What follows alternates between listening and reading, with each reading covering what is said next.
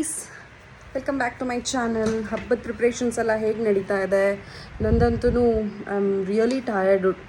ಒಂದು 3-4 ಡೇಸಿಂದ day and night work ಮಾಡ್ತಾ ಇದ್ದೀವಿ. ನೈಟ್ ಶಿಫ್ಟ್ಗಳು ಹುಡುಗರಿಗೆ ತುಂಬಾ ಮಾಡಿಸ್ಬೇಕಾಗಿ ಬಂತು. ಬಿಕಾಸ್ ಈ ಫೀಲ್ಡಲ್ಲಿ ಆನ್ ಟೈಮ್ ಡೆಲಿವರಿ ಕೊಡೋದು ಇಸ್ ಬಿಗ್ ಟಾಸ್ಕ್ ಅಂತ ಹೇಳ್ಬೋದು. ನಾನು ಲಾಸ್ಟ್ ಮೂಮೆಂಟ್ಗೆ ಕೊಡೋದು ಯಾರ್ದು ಪರ್ಫೆಕ್ಟ್ ಫಿಟ್ಟಿಂಗ್ಸ್ ಬರುತ್ತೆ. ಈಗ ಯೂಶ್ವಲಿ ಕೆಲವೊಬ್ರದ್ದೆಲ್ಲ ಸ್ವಲ್ಪ ಟ್ರಯಲ್ ಮಾಡುವಾಗ ಲೂಸು ಟೈಟು ಬಂದೇ ಬರುತ್ತೆ. ಸೊ ಅಂಥವ್ರದ್ದು ನಾನು ಲಾಸ್ಟ್ ಮೂಮೆಂಟ್ ಇಟ್ಕೊಳ್ಳೋದಿಲ್ಲ. ಅಟ್ಲೀಸ್ಟ್ ನಾವು ಡನ್ಸೋ ಆದರೂ ಮಾಡ್ಬೋದು. ಸೊ ಆ ಥರದ್ದವ್ರದ್ದು ಲಾಸ್ಟ್ ಮೂಮೆಂಟಲ್ಲಿ ಇಟ್ಕೋತೀನಿ. ಒಂದು 5-6 ಜನ ದಿನ ಇದೆ. ಎಲ್ಲರದ್ದು ಪ್ಯಾಕಿಂಗ್ ಆಯಿತು, ತುಂಬ ಜನ ತೊಗೊಂಡೋದ್ರು. ಆ್ಯಂಡ್ ಐ ವಿಲ್ ಶೇರ್ ಎಷ್ಟೊಂದು ಬ್ಲೌಸ್ಗಳು ಎಷ್ಟು ಚೆನ್ನಾಗಿ ಬಂದಿದೆ ಸಿಂಪಲ್ ಸಾರಿಗಳದ್ದು. And especially Mysore silk crepe and pure Mysore ಸಿಲ್ಕ್ದು ತುಂಬಾ ಈ ಸಲ ಆರ್ಡ್ರ್ ಇತ್ತು. And some of traditional wears. So ಅದನ್ನೆಲ್ಲ ನಾನು ಈ ಸಲ ಯಾರ್ಯಾರ್ದು ಹೇಗೆ ಡಿಸೈನ್ ಮಾಡಿದ್ದೀನಿ ಅನ್ನೋದನ್ನು ಶೇರ್ ಮಾಡ್ತೀನಿ ಈ ವಿಡಿಯೋದಲ್ಲಿ. ಐ ಹೋಪ್ ಎಲ್ಲರದ್ದು ಹಬ್ಬದ್ದು ಪ್ರಿಪ್ರೇಷನ್ಸ್ ನಡೀತಾ ಇದೆ ಅಂತ. So packing is done. ಇವಾಗ ಇನ್ನೂ ಸ್ವಲ್ಪ ಪ್ಯಾಕಿಂಗ್ ಮಾಡಬೇಕು ಆ್ಯಂಡ್ ಬಂದವ್ರಿಗೆ ಕೊಡ್ತಾ ಹೋಗೋದು ಅಷ್ಟೇ. ಫೈನಲಿ ಎಲ್ಲರಿಗೂ ಬ್ಲೌಸ್ ಕೊಟ್ಟಾಯಿತು. ಎಲ್ಲ ಫಿಟ್ಟಿಂಗ್ಸ್ ಚೆನ್ನಾಗಿತ್ತು. ಒಂದು ಇಬ್ಬರದು ಡನ್ಸೋ ಮಾಡಿದೆ. ಆ್ಯಂಡ್ ಇವಾಗ ಮನೆ ಹೋಗೋ ಟೈಮ್ 11 o'clock ಆಯಿತು. ಪೀಸ್ಫುಲ್, ಖುಷಿ ಆಗ್ತಿದೆ. ಯಾಕೆ ಅಂದರೆ ಇಷ್ಟೊಂದೆಲ್ಲ ಕಷ್ಟಪಟ್ಟು ತುಂಬ ಸ್ಟ್ರೆಸ್ ಆಗುತ್ತೆ ಈ ಟೈಮಲ್ಲಿ. ಹಬ್ಬದ ಟೈಮಲ್ಲಿ ಮದುವೆ ಆರ್ಡ್ರಸ್ನೆಲ್ಲ ತೊಗೊಂಡಿರ್ತೀವಿ, ಆನ್ ಟೈಮ್ ಕೊಡಬೇಕಾಗತ್ತೆ. ಈಗ ನಾಳೆನೇ ಹಬ್ಬ, ನಾಳೆನೂ ಕೊಟ್ಟಿಲ್ಲ ಅಂತಂದರೆ ಅಫ್ಕೋರ್ಸ್ ಬೇಜಾರಾಗುತ್ತೆ. ನಮ್ಮ ಬ್ರ್ಯಾಂಡ್ಗಾಗಲಿ ನನ್ನ ಮೇಲಾಗಲಿ ಒಂದು ನಂಬಿಕೆ ಹೋಗುತ್ತೆ.